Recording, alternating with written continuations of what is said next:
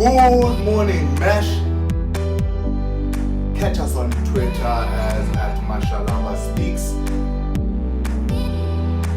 IG, it will be the man Yonela. Catch us on Facebook as Yonela Mashallah. Good morning, Mash, the After Jog Thoughts. My name is Uyonela Mashalaba, aka the iceberg that never broke. Again, you will catch us on Twitter as Mashalaba Speak. We are available on IG as the man Yonela. Of course, go Facebook Sikona as Uyonela Mashalaba. Guys, do not forget to subscribe on this very informative channel.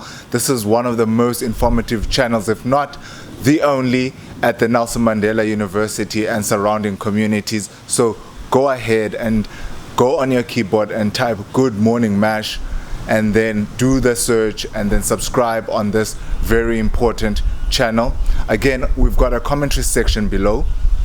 Do share your comments, do share some information on the particular channel, on the particular topic that we are going to be talking on, or any other issues that you might want to interact with us on.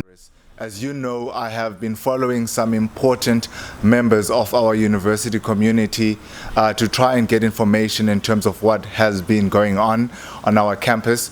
On Monday, soon after the president's speech, we got a particular report from the institution, and it seems like the institution has since moved on from that particular report, and I guess that has been perpetuated by the increasing numbers of those who have been infected by this particular virus. As we speak right now, we are speaking of 116 cases of coronavirus in South Africa. Luckily, no one has been confirmed in Nelson Mandela University or the broader Eastern Cape. So we are still lucky and fortunate, and our only responsibility, or one of our responsibilities rather, is to keep that number. Guys, by the way, the description section of all my videos will always have a link to anything that I'm talking about at that particular point, and this link is very important. There's every single information that you might need on this particular link, and you can find this on the Nelson Mandela University portal as well. How does one catch this particular COVID-19 virus?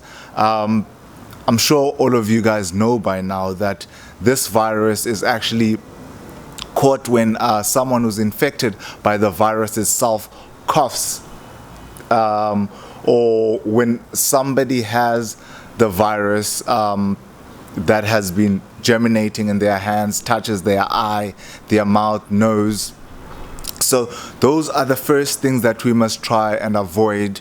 Try and have a safe distance from any person, whether they have the virus or not, because the virus is capable of not showing any signs for anything from 14 to 24 days that it won't show. The person that actually has the virus will not show any symptoms. So at least 1.5 meter distance from any person, if you can avoid it. Avoid public transport, I would say, because that's where we are forced to cramp next to each other. We must avoid touching contaminated surfaces. So I'd say any type of surface, whether it will be desk, table, even cutlery, I'd say, just make sure that everything is clean. If you do touch something, make sure that you use hand sanitizers. Wash your hands to make sure that's the one thing that every single site I go to speaks about.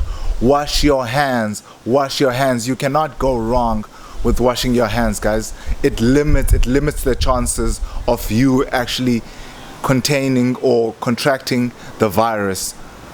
So wash your hands, guys. So they say that the COVID virus spreads similar to flu. Most people who are infected with the COVID-19 experience mild symptoms, and they are most likely to recover. Actually, I think they say 75% of the people who actually do contract this virus actually do recover. But in some cases, of course, the people might experience some serious illnesses, and they might be required to go to hospital. But let me say this: if you are experiencing any symptoms, which would be dry coughs, sore throats, anything of that nature, please rather see a medical practitioner, and they will be able to assess you.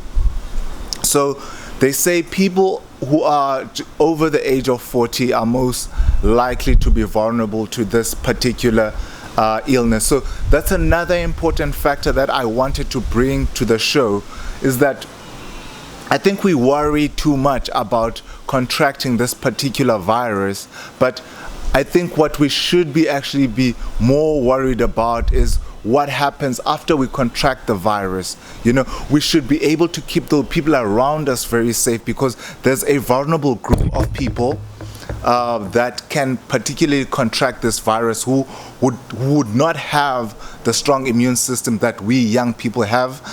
So people who are over the age of 40, pregnant people, people who have previous illnesses or other viruses such as the HIV virus, and pneumonia. So those are the people that we must safeguard. So when we do contract this particular virus, I would suggest that we self-quarantine and then call a health practitioner to come over to our house and actually do the assessment away from the other people.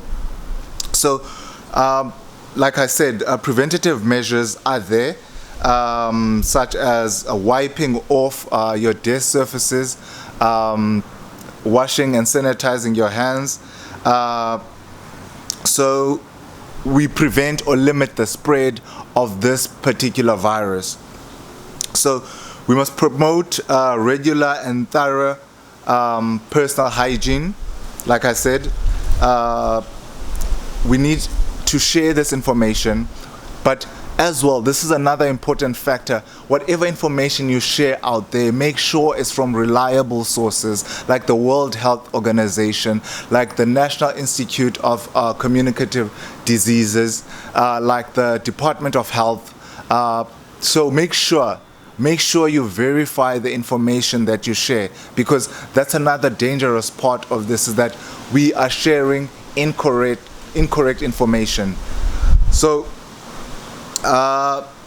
of course, another issue that has come out is traveling. So if you are traveling, because I know that the university has been encouraging people to go home, and one of the reasons why the university has been doing this, that particular issue is for me very debatable whether that is the actual solution to the problem or not. But one of the reasons why I think we are told to go home is because the hospitals around Port Elizabeth would not have the capacity to handle an outbreak at Nelson Mandela University, an outbreak of probably, I think we have probably 20,000 students here in Port Elizabeth, if I'm not correct, in PE, if I'm not wrong. So the hospitals around would not necessarily have the capacity to handle those magnitudes if we were all to be contaminated. People have been speaking of this issue of exponential growth and the curve.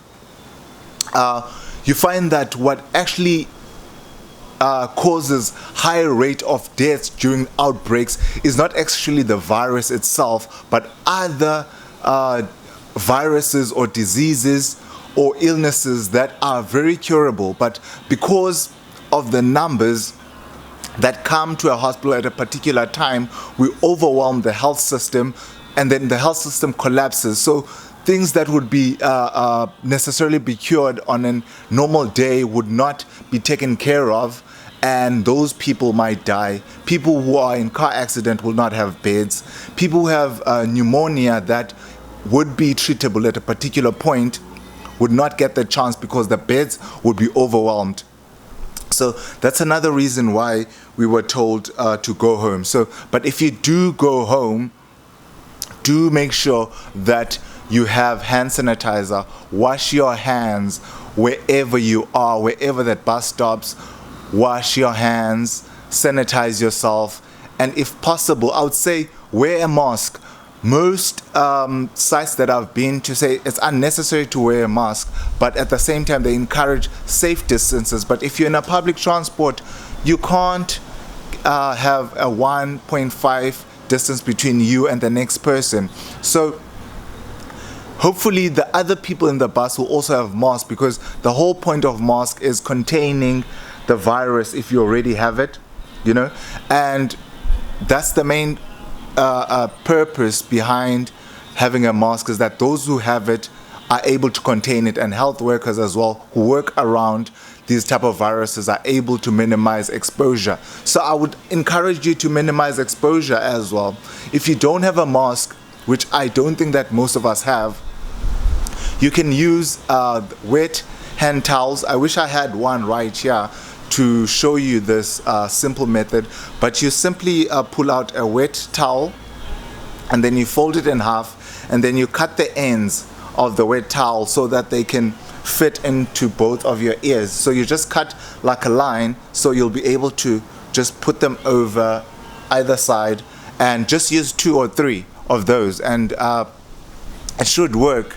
So do try that if you're traveling, but we strongly encourage you to avoid public transport at any cost. If your parents can fetch you, they must please come and fetch you, but I'm sure that more communication will come out from the university in terms of how they envisage this particular travel that they have been encouraging students to do.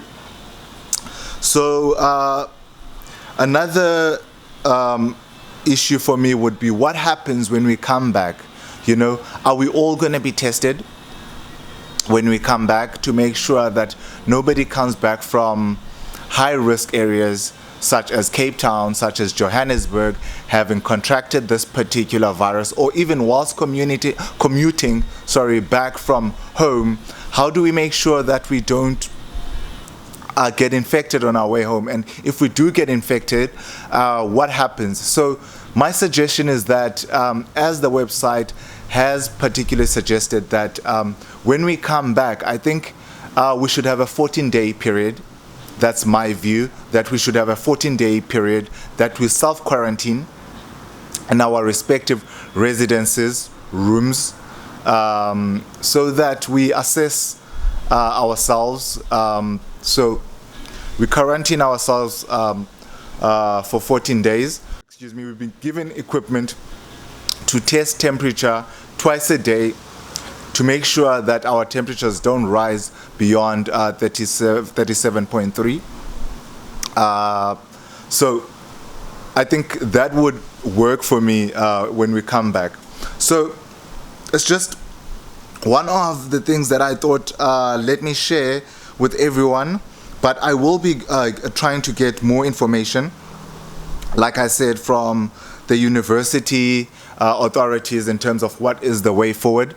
As soon as I can get someone to talk to, I will definitely communicate that with you guys. But if you are in panic and you want to ask questions, again, there's a number from the University Healthcare Service Center, which is 041 504 1149. The other number is 041 504 2174. The other number is 041 504 3662. The other number is 041 504 2045. I will have all those numbers on the description box as well, so that you can have more information. What else am I missing? Yes, another interesting fact, I'm sure most of you know though by now, is that this is not our first corona. I know this is the one that is causing international mayhem, but I'm sure we do remember SARS. SARS was also another form of a corona virus, and MERS, MERS, coronavirus. It was also a coronavirus. So this is not the first time that we're experiencing a coronavirus. And the coronaviruses are particularly spilled over from animals. MERS, I think it actually came from camels, and then SARS actually came from some form of a cat. So no one particularly knows for sure where the coronavirus has come from, but there is an animal that I know was being suspected at a particular point for a coronavirus. So yeah, guys, so coronavirus is a respiratory disease or virus, and the best way to take care of yourself, guys, is to wash your hands. Don't touch your face, don't touch your mouth, don't touch your eyes. So keep safe, and most importantly, keep those around you very safe. Go out there, get information, read this, open this particular link that I'm gonna put below this description box. It is very important, guys. There's YouTube videos there that will help you from the World Health Organization. There's TEDx videos with experts that know more than I do about this particular virus. Like, if you would gauge me according to my knowledge on this particular topic, again, someone said if you'd need to gauge from someone ranting on Facebook to World Health Organization, I'm probably number 2 from that guy ranting on Facebook. So I don't know much, but this link has information, so don't take my word for it. Go out there and get more information instead of panicking, guys.